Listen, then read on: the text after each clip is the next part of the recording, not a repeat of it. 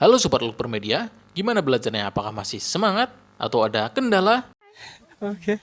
Dalam belajar wajar bila Sobat merasa terhambat baik dari faktor eksternal maupun internal. Jika Sobat masih merasa bersemangat, ayo kita coba cari tahu apa saja hambatan yang menunggu kita di depan.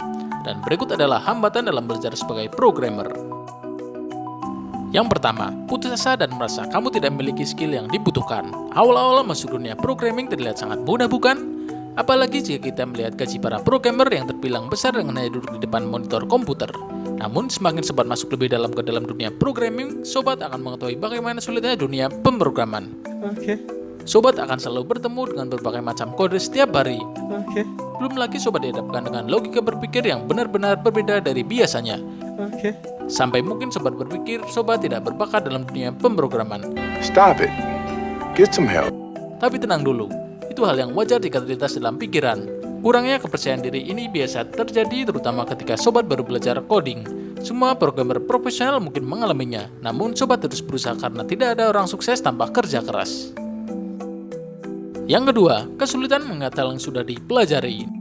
Di dunia programming, Sobat akan dihadapkan banyak sekali kode yang harus dipahami seluruhnya. Seringkali kita lupa dengan apa yang sudah kita pelajari sebelumnya. Untuk mengatasi masalah ini, Sobat bisa membuat catatan setiap belajar, serta langsung mempraktekannya pada suatu studi kasus yang lebih kompleks, agar apa yang sudah dipelajari tersimpan pada memori jangka panjang di otak Sobat. Yang ketiga, kesulitan menyisihkan waktu untuk belajar coding. Apa Sobat sibuk saat ini, entah itu kuliah ataupun kerja dan berencana untuk mempelajari programming? Jika iya, masalah ini akan muncul. Jadwal belajar yang ditetapkan bertabrakan dengan tugas-tugas yang lain sehingga menghambat Sobat dalam mempelajari pemrograman. Sobat mungkin bisa mulai dengan menentukan prioritas tugas dan sempatkan waktu Sobat untuk mempelajari programming setiap harinya. Coba untuk berkomitmen pada jadwal belajar yang sudah kamu terapkan dan jadikan itu sebagian dari kebiasaan kamu sehari-hari. Dimulai dari 30 menit sehari waktu yang disisihkan untuk belajar coding dan mulai pelan-pelan menambah waktunya agar kamu bisa terbiasa. Yang keempat, tidak sabar dan bergerak terlalu cepat.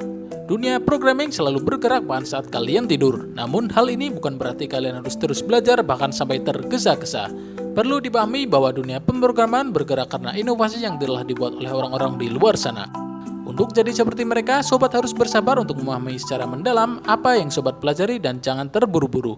Setelah itu, Sobat bisa kembangkan dengan berinovasi dari apa yang Sobat sudah pelajari. Yang terakhir, merasa stuck dalam proses pembelajaran. Perlu diingat bahwa mereka yang telah sangat jago coding pasti memulai perjalanannya sebagai coder pemula seperti kamu. Dan ketahuilah bahwa di dunia pemrograman ada banyak orang yang akan membantumu. Carilah mentor yang dapat membimbing Sobat atau setidaknya teman yang dapat mensupport Sobat. Itulah beberapa hambatan yang akan Sobat Lukper Media temui nantinya. Namun seiring berjalannya waktu, hal itu bukan lagi hambatan bagi Sobat jika Sobat terus disiplin, berkomitmen, serta mempunyai rasa antusias yang tinggi.